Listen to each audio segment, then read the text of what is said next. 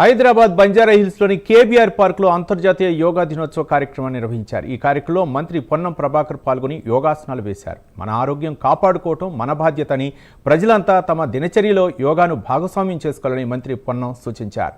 ఈ కార్యక్రమంలో MP Anil Kumar Yadav, MLC Addanki Dayakar, fisheries welfare corporation chairman మెట్టు సాయి కుమార్, హైదరాబాద్ కలెక్టర్ దాసరి హరిచంద్ర, ఇతర అధికారులు, ముఖ్య నేతలు పాల్గొన్నారు. చేసుకోవాల్సిన అవసరం ఉంది. ఇది మన రోజు వేగం పెరుగుతా ఉంది, కాలం యొక్క వేగం. ఆ వేగాన్ని అందుకునే భాగంగా మనిషి కూడా వేగం పెరిగి జీవితం అంతా వేగంగా మిషనరీ లాగా నడుస్తున్న సందర్భంలో కొద్ది సమయం ఆరోగ్యంగా లేకపోతే చాలా మంది మిత్రులను చూస్తూ ఉంటాం. చదువుకున్నటువంటి మాతో చదువుకున్న మిత్రులు శరీర ఆరోగ్యాన్ని చక్కగా ఉంచుకోకపోవడం వల్ల ఇబ్బంది పడేటువంటి పరిస్థితి వస్తూ ఉంది. ఈ రోజు నేను అందరికీ ఒకటి విజ్ఞప్తి చేస్తున్నా, మరి మీకేదో చెప్పి నేను చేయకుంటున్నాను కాదు కాబట్టి నేను కూడా యోగా చేస్తా కాబట్టి నేను మిమ్మల్ని అందరినీ యోగా చేయమని చెప్తా ఉన్నా.